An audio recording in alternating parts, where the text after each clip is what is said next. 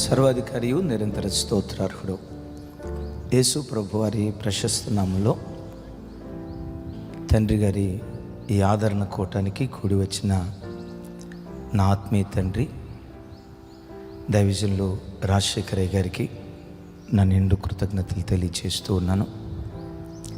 Hosanna మినిస్ట్రీస్లో మొట్టమొదట నాన్నను బలపరిచిన దైవజనులు మాథ్యూస్ అన్నకి, అలాగే రమేష్ అన్నకి, అబ్రహాం అన్నకి. అబ్రహాం అన్నను కలవాలి, అబ్రహాం అన్నతో మాట్లాడాలని నాన్న చాలా కలవరించేవాళ్ళన్న. మీ ద్వారా ఇక్కడ మీటింగ్ ఏర్పాటు చేయాలనుకున్నారు. ఆల్మోస్ట్ మన హోసన్నా మినిస్ట్రీస్లో ఉన్న సేవకులందరూ ఈ గ్రామానికి వచ్చారు. ఇదే స్కూల్ దగ్గర దైవజనులు యేసన్న గారు 3-4 పర్యాయాలు, నాకు గుర్తుండి 3-4 పర్యాయాలు ఇక్కడ వాక్యం అందించారు. అబ్రహాం అన్న కొరకు చాలా కలవరించేవాళ్ళు. చివరిగా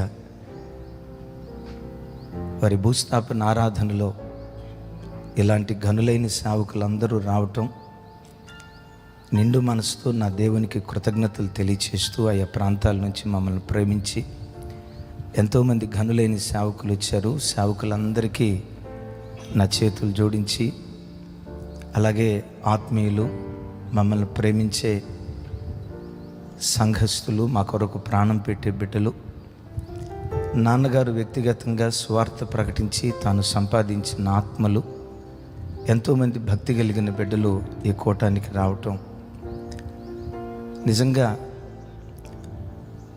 ఒకని జన్మదినం కంటే మరణదినం మేలని లేఖనాలు రాయబడినట్లు ఇంత ఘనంగా ఆయన భూస్థాపన ఆరాధన జరగటం, సమస్త ఘనత మహిమ ప్రభావాలు దేవునికే కలుగును గాక. వాస్తవంగా సమయం ఇప్పటికే అయిపోయింది. నేను మాట్లాడకూడదు, అయ్యగారికి సమయం ఇద్దాం అనుకున్నాను. అయితే పరంజ్యోతి అన్న, వారి స్థానిక సంఘ కాపరి అన్న నాకు అవకాశం ఇచ్చారు. కొన్ని మాటలు, ఎక్కువసేపు కాదు, కొన్ని మాటలు మీతో నేను పంచుకుంటాను. విషయాలన్నీ ప్రభు చిత్తమైతే రాగల వారాల్లో మా నాన్న నేను కూర్చోబెట్టి 1.5 సేపు ఇంటర్వ్యూ చేశాను. అదంతా రికార్డ్ చేశాను. అయితే అనుకూలత లేక దాన్ని అప్లోడ్ చేయలేకపోయాం. కొన్ని మాటలు నాన్న గురించి నేను తప్పక చెప్పాలి. మా నాన్న పేరు ఒకప్పుడు మరీదాస్. ఇదే గ్రామంలో మేము చిన్నపిల్లలుగా ఉన్నప్పుడు ఈ గ్రౌండ్లో కబడ్డీ ఆడేవాడు నాన్న. మరీదాస్గా ఉన్న దినాల్లో కొంచెం లోకాన్ని స్నేహిస్తూ లోకానుసారిగా తను బ్రతికేవాడు. సరే, ఆ పరంపరలో ఒకానొక సందర్భంలో మా నాన్న ఇదే స్థలంలో నాటకాలు వేసేవాడు. మాయల్ పకీరు వేషం, ఏకపాత్రాభినయం వేసేవాడు. ఆయన నవ్వాడంటే స్టేజి దద్దరిల్లిపోయేది. అంత చక్కటి కళాకారుడు. అలాంటి దినాల్లో అత్తలూరు అనే గ్రామంలో కొంతమంది యవనస్తులకు ఒక నాటకం నేర్పుతున్నాడు. కొంచెం త్రాగుడు అలవాటు ఉండేది. అలాగని త్రాగుడుకు బానిస కాదు, దానిలో కూడా చాలా డిప్లొమాటిక్గా ఉండేవాడు. ఆ రోజు కొంచెం తాగి ఇంటికి వచ్చాడు.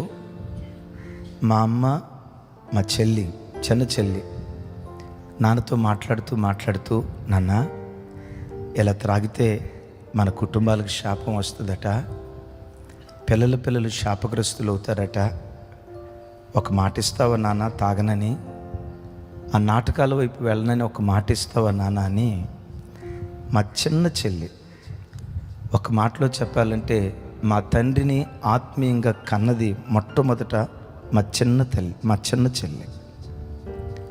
ఆ బిడ్డ చెప్పిన 4 మాటలు విని, అమ్మా ఆల్రెడీ నాటకం నేర్పుతున్నా, ఇదే లాస్ట్ ఫైనల్, ఇంకెప్పుడు ఆ నాటకాల వైపు నేను వెళ్ళనని మాటిచ్చి ఇక ఆ దినంతో మెల్లగా హోసన్నా మినిస్ట్రీస్కి ఆయన వెళ్ళటం ప్రారంభించారు.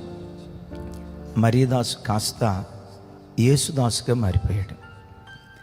నిజంగానే యేసుకైన దాసుడిగా బ్రతికాడు. అటు హోసన్నా మినిస్ట్రీస్ కానీ ఇటు దేవునికి కానీ దైవజనులు యేసన్న గారన్నా ఆయనకు పిచ్చి ప్రేమ మాటలతో వర్ణించలేను. ఇక నాకు మా నాన్నకున్న బంధం చెప్పాలంటే నా తోబుట్టువులకు తెలుసు. బైబిల్లో యాకోబు యోసేపులని చదువుతామే. నా తండ్రి నాకు యాకోబులు అంటాడు.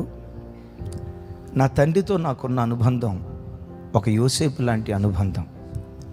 ఇంకో విచిత్రం ఏంటంటే, నా చిన్నతనంలో మేము రోమన్ క్యాథలిక్. నా చిన్నతనంలో ఫాదర్ గారు నాకు పెట్టిన పేరు కూడా జోసెఫ్ అనే పేరు పెట్టారు. ఆయన నాకు యాకోబులు అంటాడు. నలుగురు కుమారులు, నలుగురు ఆయనకి ప్రాణం. కానీ నాకు ఎక్కువ చొరవ. చిన్నతనంలో నాకు ఆయన పోరాటం ఎలా నేర్పేవాడంటే, ఇట్లా సంకల్లో పెట్టుకొని వదిలించుకో నాన్న అనేవాడు. మాది ఒక చిన్న పూరిల్లు ఎప్పటికీ ఉంది. సంకలో పెట్టుకొని వదిలించుకో నాన్న అనేవాడు. ఆ సంకలో నుంచి వదిలించుకోవటానికి నేను ప్రయత్నం చేస్తే బిగబట్టేవాడు. నేను ప్రయత్నం చేశాక నేను విడిపించుకోలేనేమో అన్నప్పుడు మరలా వదిలేవాడు. నేను బయటకు వచ్చేలోపు మరలా పట్టుకునేవాడు. మరలా కొంచెంసేపు పోరాడిన తర్వాత ఎట్లా వదిలేవాడు. బయటకు వచ్చిన తర్వాత చప్పట్లు కొడతా, నువ్వే గెలిచేవయ్యా అని. నా చిన్నతనంలో నాకు పోరాట పటిమ నేర్పిన యోధుడు, నాకు జన్మనిచ్చిన నా తండ్రి పోరాటం నేర్పాడు. ఆ తర్వాత దినాల్లో ఆయనకే నాకున్న బంధం గురించి చెప్తాను. ఏలూరులో నేను పాలిటెక్నిక్ చదువుతున్నాను. నాన్న అత్తలూరు అనే హాస్టల్లో ఉద్యోగం చేస్తూ ఉన్నాడు. ఆ రోజు పగటిపూట అనేది డ్యూటీ. కానీ సాయంత్రం నైట్ డ్యూటీ చేసేటప్పుడు హాస్టల్లో చదువుకునే పిల్లలు వాష్రూమ్ కని వెళ్ళి ఒక చిన్న పిల్లోడు ఆ చెరువులో పడి చనిపోయాడు. ఏఎస్డబ్ల్యూ ఆఫీసర్స్ వచ్చారు. మా నాన్నని, నైట్ వాచ్మెన్ని, హాస్టల్లో పనిచేసే వాళ్ళందరినీ సస్పెన్షన్ చేస్తానని ఆయన వార్నింగ్ ఇస్తూ ఉన్నాడట. ఆ ఏఎస్డబ్ల్యూ గారి ముందు మా నాన్న మోకరించి, అయ్యా నాకు 6 పిల్లలు, ఒక కూతురు వెధవరాలు. ఈ సమయంలో కనుక ఉద్యోగం పోతే నా పిల్లలు అనాథలైపోతారు. ఊరుగా వచ్చి ఇక్కడ నేను కష్టపడి ఉద్యోగం చేయటానికి నా పిల్లలకు ఒక అందమైన భవిష్యత్తు ఇవ్వాలని, ఓ మంచి స్థితిలో నా పిల్లల్ని నిలవబెట్టాలని నీ కాళ్ళు పట్టుకుంటానయ్యా, నా ఉద్యోగం తీసేయొద్దయ్యా అని ఏఎస్డబ్ల్యూ కాళ్ళ మీద పడి ఏడ్చాడట. అయినా నేను బాధ్యుడిని కాదు కదండి, నేను పగటిపూట ఉద్యోగస్తుని, నాది నైట్ వాచ్మెన్ డ్యూటీ కాదు కదా, నాకు తెలియదండి. కనీసం నా ముఖం చూడకపోయినా నా పిల్లల ముఖం చూడయ్యా. నా పెద్ద కుమార్తె విధవరాలు, 6 పిల్లలు. పెద్ద కుమార్తెకి 2 పిల్లలు, నాకు 6 కాదయ్యా 8 మంది పిల్లలు. ఏడ్చాడట. నాకు ఆ వార్త తెలిసింది. డైరెక్ట్గా ఏలూరు నుంచి వచ్చా. మా నాన్న మీద పడి ఏడ్చి, నాన్న ఏఎస్డబ్ల్యూ కాళ్ళు నువ్వెందుకు పట్టుకున్నావు నాన్న, నీకు 6 కొడుకులు, అడుక్కొని తినైనా నేను బ్రతికించేవాళ్ళం. అయినా దేవుడు మాకు ఆ స్థితి ఇచ్చేవాడు కాదు కదా, దేవుడు మమ్మల్ని ఆశీర్వదించేవాడు.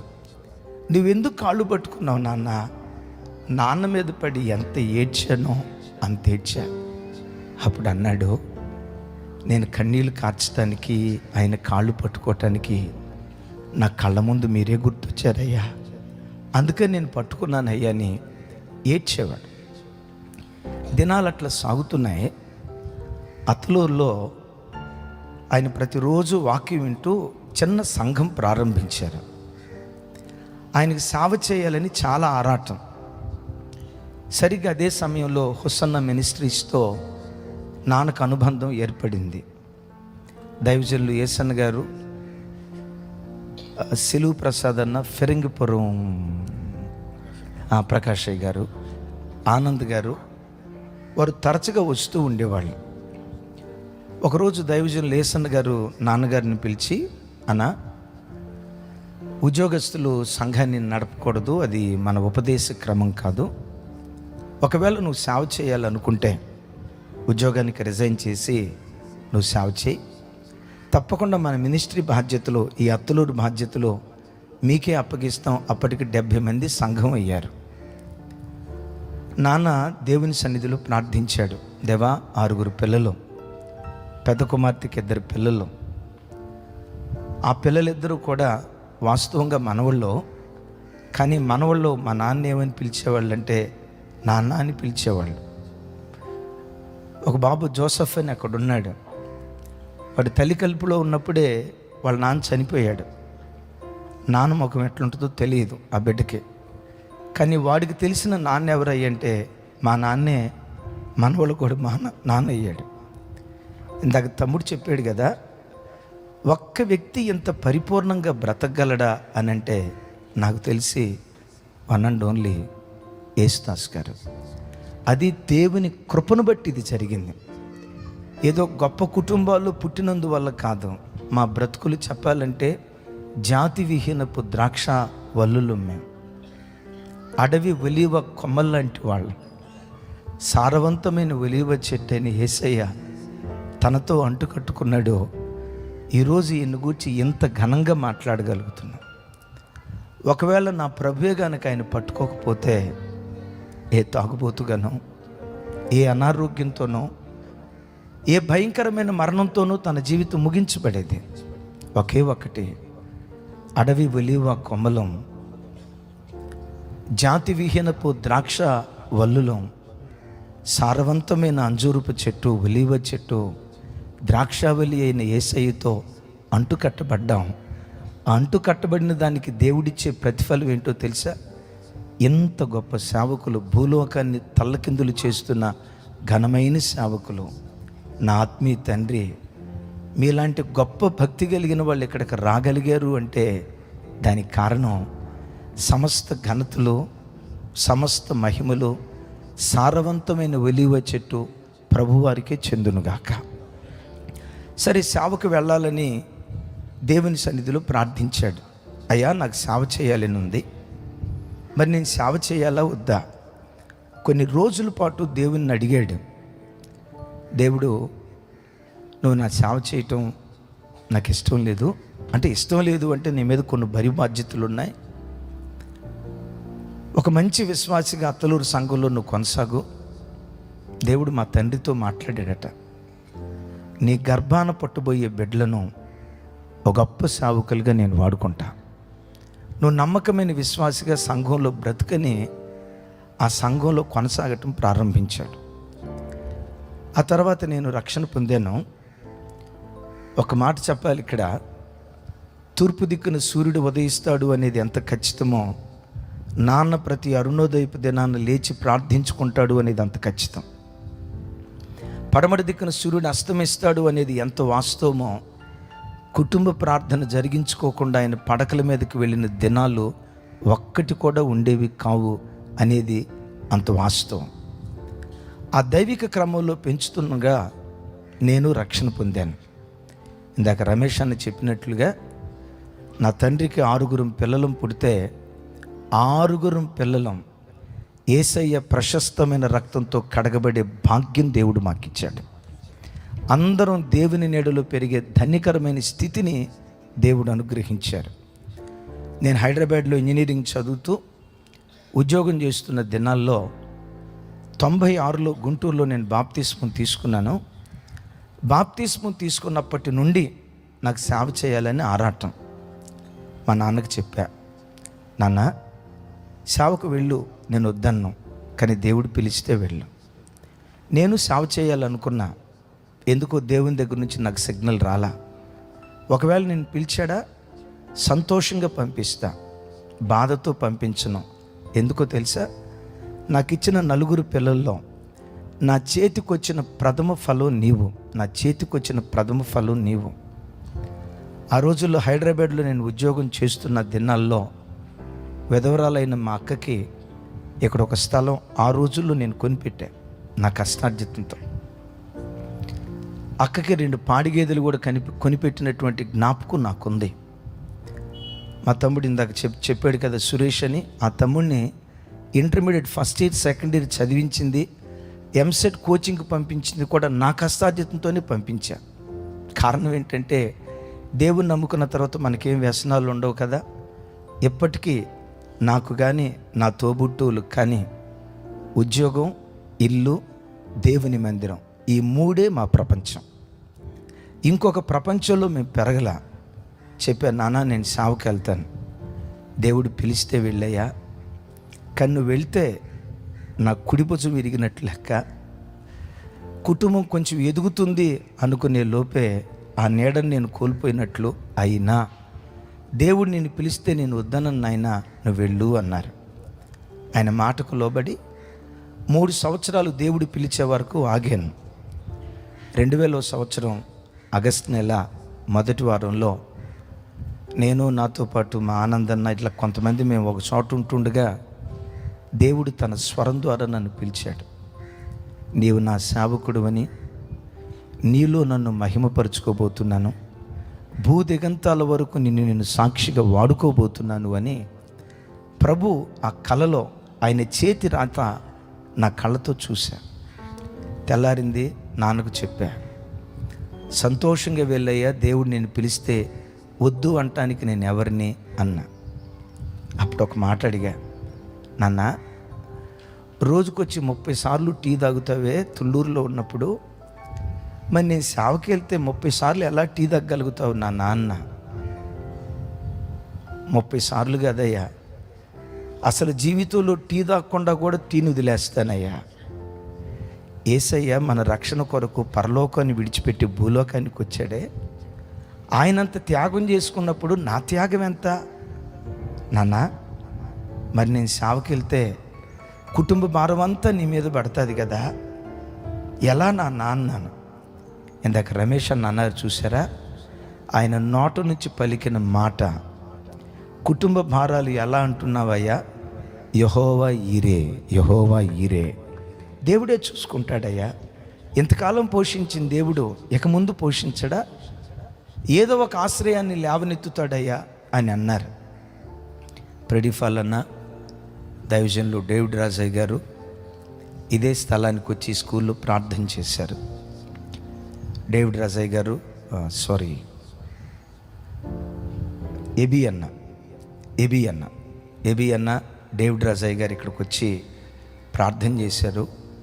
ఇక మా ఇంట్లో నుంచి చివరిసారిగా నాన్నను ముద్దు పెట్టుకొని, నాన్న ఇంకా వెళ్తున్నాను, మేము చేసే సేవ కుటుంబంతో బంధాలు బాంధవ్యాలు ఉండవు.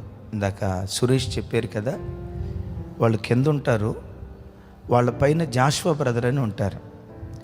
జాషువా బ్రదర్ వాళ్ళ ఇంటికి విజిటింగ్కి వెళ్తాం, కానీ వాళ్ళ ఇంటికి వెళ్ళాం. ఏదైనా ప్రత్యేకమైన పరిస్థితి అయితే వెళ్ళటం, లేకపోతే వెళ్ళిన జ్ఞాపకాలు లేవు. ఇక చివరిసారిగా ఈ ఇంటితో నాకు సంబంధం ఉండదు, నేను ఇక్కడి నుంచి వెళ్ళిపోతున్నాను అని నా ఇంటి నుంచి నేను బయలుదేరి వచ్చేటప్పుడు నాకు బాగా జ్ఞాపకం. ఆడపిల్లకు పెళ్లి చేసి అత్తారింటికి పంపించేటప్పుడు కుటుంబీకులు ఎట్లా ఏడుస్తారో వీళ్ళంతా గొల్లుగా ఏడవటం ప్రారంభించింది. నాన్న దగ్గరికి వెళ్ళా, అట్లాగే కూర్చోమని కూర్చున్నాడు, నా వైపు చూస్తున్నాడు.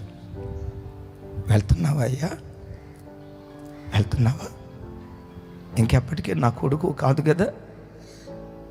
ఒక్క మాట చెప్తా, దేని నిమిత్తం క్రీస్తు యేసు చేత నువ్వు పట్టబడ్డావో దాన్ని పట్టుకోవటానికే గురి దగ్గరికే నువ్వు పరిగెత్తి వెళ్ళావు.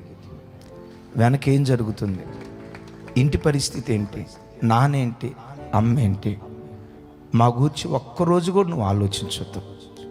మమ్మల్ని గూర్చి చూసుకునే దేవుడు ఉన్నాడు అని ఆ కుర్చీ మీద కూర్చొని నన్ను అట్లా దగ్గరకు లాక్కొని ముద్దాడి ఇక నేను బయలుదేరి వస్తూ ఉంటే రమేష్ ఒక భుజం మీద, సురేష్ ఒక భుజం మీద, అక్క ఒక భుజం మీద, చెల్లి ఒక భుజం మీద, నలుగురు మీద పడి ఒక ఆడపిల్లని అత్తారింటికి పంపించేటప్పుడు ఎట్లా పంపించారో అట్లా పంపించారు. ఈరోజు దేవుని కృప, హోసన్నా మినిస్ట్రీస్కి ఆయన ఎంత, ఇందాక అన్నతో చెప్పాను, కట్టు బానిసగా బ్రతికి, అంటే బానిస అంటే దేవుని కొరకు ఎలాంటి దాసుడుగా తను బ్రతికేవాడో ఆయన చేసిన పరిచర్య మర్చిపోకుండా ఎమాన్యుయల్ మినిస్ట్రీస్కి అలాంటి కట్టు బానిసలుగా దాసులుగా బ్రతికే విశ్వాస సమూహాన్ని ఈ పరిచర్యకు దేవుడు వరంగా దయచేశాడు. నా ఒక్క తండ్రి, నా తండ్రి ఒక్కడు, నా తల్లి ఒక్కతే. వాళ్ళకు కలిగిన పేద స్థితిలో వాళ్ళు వెళ్తున్న సంఘంలో అంత నమ్మకంగా బ్రతికితే, ఆ ఒక్క తండ్రి కొన్ని లక్షల కుటుంబాలను దేవుడు వరంగా మాకు అనుగ్రహించాడు. ఆ తండ్రి ప్రభు దగ్గరికి వెళ్ళారు. ఆత్మీయ తండ్రి ఉన్నారు. వాటన్నిటికంటే విశేషంగా నిత్యుడగు తండ్రి ఎప్పుడు ఆయన మనతో ఉంటారు. ఒకటి, మా కొరకు ప్రార్థన చేయండి.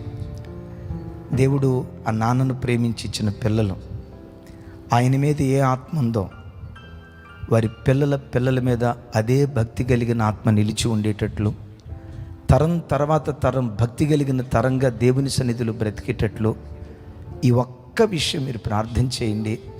ఆ తండ్రి కోట్ల రూపాయల ఆస్తి మాకు సంపాదించి ఇవ్వకపోయినా కోట్ల రూపాయల కంటే శ్రేష్ఠుడు యేసుక్రీస్తును రక్షకుడిగా మాకు అనుగ్రహించి వెళ్ళాడు.